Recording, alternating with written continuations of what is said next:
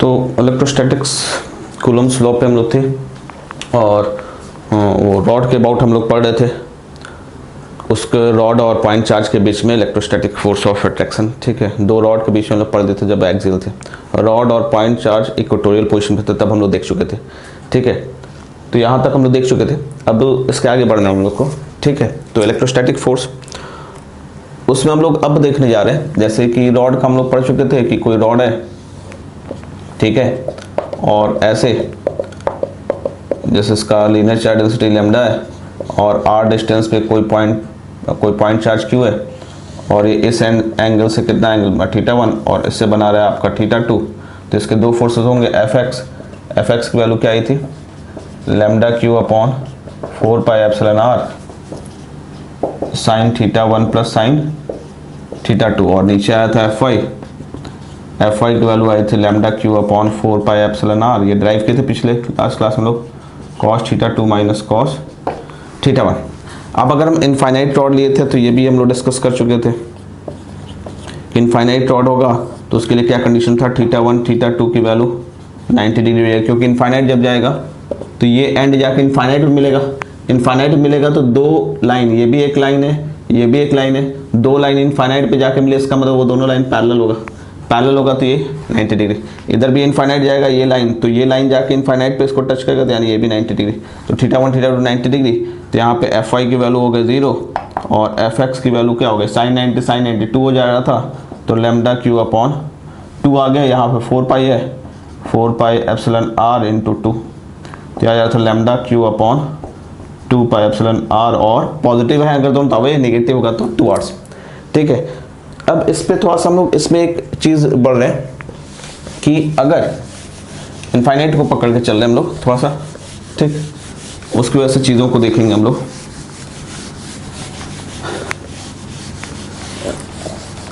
ठीक है। उसके बाद इसमें और देखेंगे, तो एक केस यहीं से ले लेते हैं, थोड़ा सा लेवल उठाते हैं, फिर अगले क्लास में थोड़ा और नीचे हम लोग जाएंगे। पहले उठा लूँ फिर वापस आऊँगा, ठीक है। तो जैसे अगर मान लीजिए दो इनफाइनाइट वायर है ऐसे, ठीक है, ऐसे इस टाइप का, ये पॉजिटिव पॉजिटिव पॉजिटिव पॉजिटिव और ये इनफाइनाइट है, और एक मान लो ये ऐसे इनफाइनाइट जा रहा है, ठीक है, इसका लीनियर चार्ज डेंसिटी लैम्डा 1 है, और दूसरा कुछ इस टाइप का मान लीजिए, ठीक है, ऐसे ये ऐसे जा रहा है टुवर्ड्स यू इनफाइनाइट, ठीक है, और इनवर्ड इनफाइनाइट ये भी है, ये भी इनफाइनाइट है, दोनों का मान लीजिए यहाँ पे ऐसे जा रहा है ये इनवर्ड ऐसे, और इसका लैम्डा 2 है, ठीक है, और दोनों के बीच में मिनिमम सेपरेशन जो है वो क्या है, एक ऐसे और एक ऐसे, ठीक है, बात समझ रहे हैं। ये ऐसे इनफाइनाइट है और ये ऐसे इनफाइनाइट है, ठीक,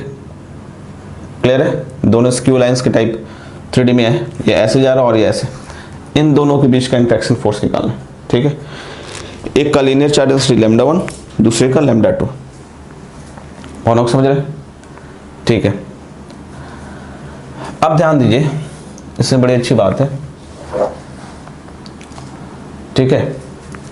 कि हम लोग देखे हुए कि कोई भी इनफाइनाइट है, या अगर इनफाइनाइट है हम लोग को ये फॉर्मूला यूज करना होगा, दोनों पॉजिटिव है इस केस में, r डिस्टेंस पे कोई पॉइंट चार्ज q, ठीक है, तो इस पे अवे लगा था कितना, lambda q by 2 pi epsilon r, ठीक है, ये ड्राइव हुआ है हम लोग का, और ये कहाँ से आया, वही पॉइंट चार्ज से, ठीक है, तो कूलम्ब्स लॉ से ड्राइव हुआ है। अब इसको हम लोग इसमें यूज करेंगे, ठीक है, कैसे, जैसे ये भी इनफाइनाइट है, अच्छा ये ध्यान दीजिए पॉजिटिव है तो अवे देगा हमेशा,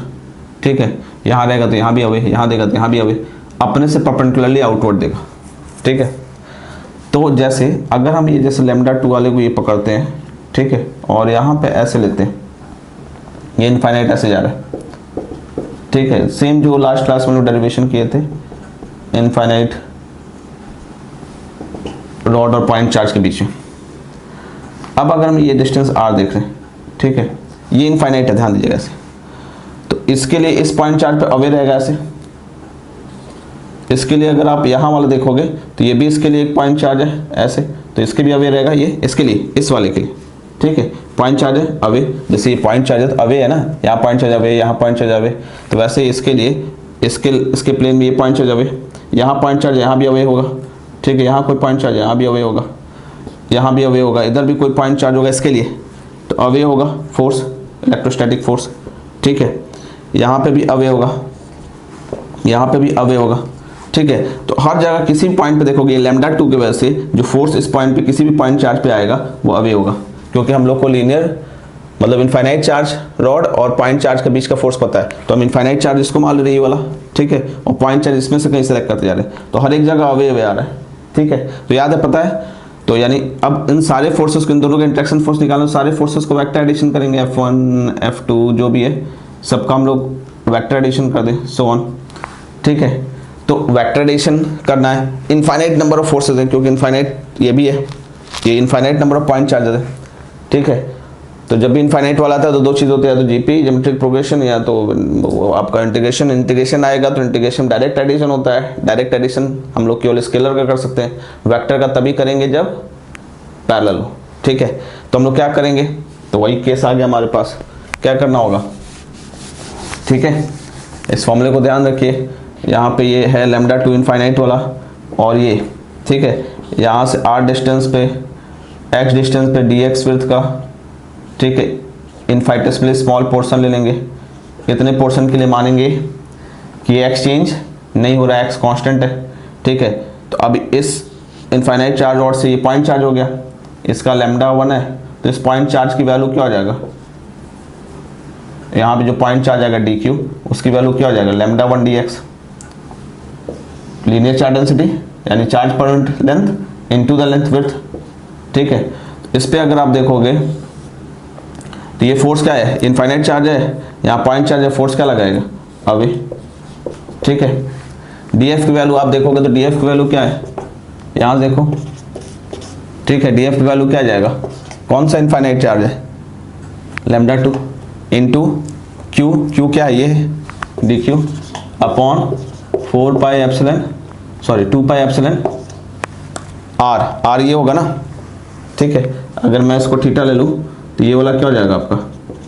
r sec theta, base r है, ये थीटा, ये 90 डिग्री है, तो हाइपोटेनस का बेस r, ये थीटा, तो हाइपोटेनस क्या हो जाएगा, r सेक थीटा। ठीक है, तो ये वाला जो डिस्टेंस हो जाएगा क्या हो जाएगा आपका, तो λ2 dq की value λ1 dx upon 2 pi epsilon r sec theta. ठीक है, ये df हो जाएगा उसका मैग्नीट्यूड। अब यहाँ दो वेरिएबल हो गया, x और थीटा, तो थीटा, क्योंकि अगर x चेंज होगा तो थीटा भी चेंज होगा। ठीक है, x चेंज होगा तो थीटा भी चेंज होगा, तो यहाँ पे हम लोग जो dx का विड्थ है उसको हम लोग d थीटा मान लें, ऐसे एंगुलर विड्थ। ठीक, तो जैसे लास्ट क्लास में डिस्कस की थी, x की वैल्यू क्या हो जाएगा, r tan थीटा, तो dx डिफ्रेंशिएट कर दो, r tan थीटा का differentiation sec square theta d theta, तो dx जगह हम लोग क्या लिख सकते हैं, वही लास्ट क्लास का λ1 λ2 r sec square theta d theta upon 2 pi epsilon r sec theta, r से r कट जाएगा, sec थीटा से ये कट जाएगा, तो आपके पास क्या आएगा, λ1 λ2 by 2 pi epsilon sec theta d theta.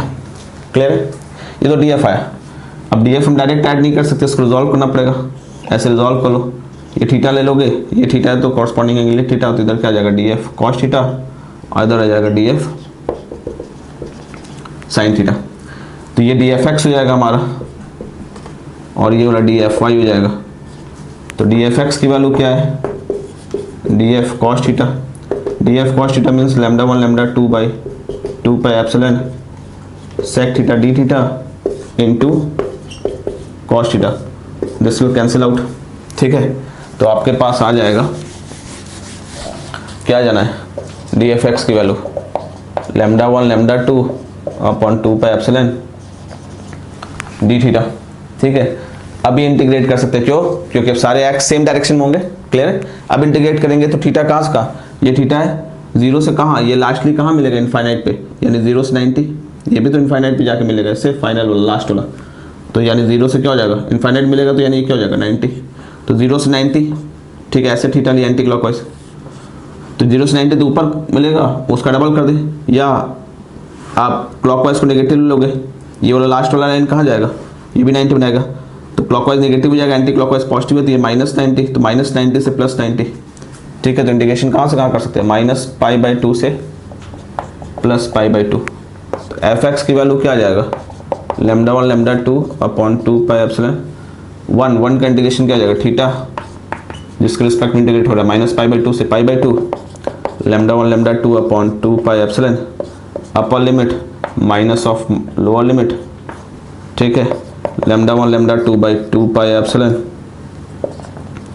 Pi by 2 plus pi by 2, पाई हो जाएगा, पाई से पाई कट जाएगा, तो ये आ जाएगा लेमडा 1 लेमडा 2 बाई 2 एप्सिलॉन, ठीक है। एफ आई की वैल्यू निकालो, एफ आई की वैल्यू क्या आएगा, D F I D F sine theta, ठीक है, डी एफ की वैल्यू क्या है, lambda 1 lambda 2 by 2 pi epsilon sec theta D theta into sine theta, sine theta by ये कॉस थीटा तो टेन थीटा हो जाएगा, lambda 1 lambda 2 by 2 pi epsilon ये टेन थीटा हो जाएगा, डी थीटा इंटीग्रेशन वहीं से करेंगे, कहाँ से कहाँ, माइनस पाई बाई 2 से पाई बाई 2, ठीक है। तो ये हो जाएगा आपका, ये एक तरह से ऑड फंक्शन है, ऑड फंक्शन तो माइनस ए से ए में, ऑड फंक्शन हमेशा क्या होता है 0, या तो आप निकाल भी सकते हो lambda 1 lambda 2 by 2 pi epsilon, ठीक है। और इसका टेन थीटा का इंटीग्रेशन क्या हो जाता है तुम्हारा, एल एन माइनस हो जाएगा तो एल एन सेक थीटा, ठीक है। तो L N sec theta upper limit by lower limit, तो थोड़ा सा इसको रिजॉल्व करना आपके लिए थोड़ा मुश्किल हो जाएगा, ठीक है, माइनस पाई बाई 2 से पाई बाई 2, ठीक है। आपको लगेगा सर सेक थीटा का इंटीग्रेशन सेक पाई बाई 2 तो इन्फिनिटी होता है, ठीक है, और minus infinity log infinity minus infinity, तो ये थोड़ा सा आपके लिए इन्फिनिटी माइनस इन्फिनिटी वाला केस आ जाएगा, तो इनडिटरमिनेट फॉर्म आ जाएगा। फिलहाल हम लोग उसको यहाँ से सॉल्व कर सकते हैं कि ये एक ऑड फंक्शन है, ठीक है। इंटीग्रेशन क्या बताता है, area under the curve minus pi by 2 से पाई बाई 2 में आप इसका कर्व बनाओगे ये ऐसे बनेगा, ठीक है। तो जितना एरिया यहाँ आएगा, ठीक है, माइनस पाई बाई 2 से, ये क्या है माइनस पाई बाई 2 से पाई बाई 2, तो जितना निगेटिव एरिया आएगा उतना ही पॉजिटिव एरिया आएगा, ठीक है। सॉरी ये उल्टा हम एरिया ले लिए, एट थीटा के रिस्पेक्ट में, इधर थीटा है ना, तो थीटा के रिस्पेक्ट में लेना है तो ये वाला एरिया हो जाएगा, सॉरी, ठीक है, ये वाला एरिया। तो जितना एरिया इधर आएगा नेगेटिव में उतना ही एरिया इधर आएगा, ठीक। तो नेगेटिव पॉजिटिव एरिया मिला तो 0 हो जाएगा, तो इट विल टेंड्स टू 0। तो एफ आई की वैल्यू क्या आ जाएगा 0। दूसरा आप फोर्सेज में भी देख सकते हो, हम लोग का ऐसे फोर्सेज था ना, ये ऐसे आ रहा था, जैसे कि ये था, यहाँ लेमडा 2 था, यहाँ से भी एनालिसिस कर सकते हो, जैसे हम लोग ये आर लिए थे, ठीक है, यहाँ पे थीटा पे डी थीटा लिए थे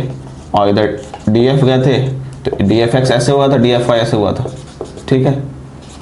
ये नहीं हुआ था सेम। अगर सेम एंगल इधर थीटा लेंगे, ठीक है, डी थीटा, तो इधर वही डी एफ आएगा और इधर डी एफ एक्स होगा और इधर डी एफ वाई, तो इधर डी एफ वाई ऊपर था, इधर डी एफ वाई नीचे होगा, तो ये दोनों कैंसिल करेंगे, तो हर थीटा के लिए एक यहाँ नीचे थीटा मिलेगा जो जिसका डी एफ वाई कैंसिल कर देगा, मगर डी एफ एक्स दोनों हर बार क्या है सेम है। तो यहाँ से भी पता चला डी एफ वाई क्या है 0 है, ठीक है, डी एफ वाई का सम 0 हो जाएगा, क्योंकि हर एक इसके ऊपर के लिए, क्योंकि इनफाइनाइट है तो इक्वली डिवाइडेड है, तो हर एक ऊपर के लिए एक कॉरस्पॉन्डिंगली नीचे मिलेगा जो उसको डी एफ वाई को क्या करेगा कैंसिल, ठीक। तो हमारा नेट फोर्स क्या आ गया फिर, तो नेट फोर्स हमारे पास आ गया, यानी दोनों में इंट्रैक्शन फोर्स जो आ गया वो आ गया लेमडा 1 लेमडा 2 बाई 2 एप्सिलॉन, ठीक है, क्लियर है। तो ये दो इनफाइनाइट चार्ज और दो इनफाइनाइट लाइन चार्ज थे, दोनों परपेंडिकुलर थे, एक ऐसे जा रहा था और एक ऐसे, ठीक है, ये लेमडा 2 था और ये लेमडा 1, दोनों के मिनिमम सेपरेशन क्या था r था। तो ये देख रहे हैं r का इंडिपेंडेंट है, ठीक है, इंडिपेंडेंट ऑफ r, ठीक है, यानी कितना भी लार्जली सेपरेटेड हो, कितना भी क्लोज सेपरेशन हो, कोई मतलब नहीं है, हर बार इंट्रैक्शन फोर्स क्या रहेगा सेम, ठीक है, चाहिए कितना भी दूर हो कितना भी पास हो, हर बार इंट्रैक्शन फोर्स क्या था सेम है, क्लियर है। ये सब चीज़ें हम लोग को ध्यान में रखना है थोड़ा बहुत, तो इलेक्ट्रिक फील्ड में भी काम आएगा, ठीक है, जितना भी डेरिवेशन था फोर्स के लिए तो सेम इलेक्ट्रिक फील्ड में भी काम आएगा। चलिए फिर मिलते हैं नेक्स्ट लेक्चर में, till then stay connected, thank you.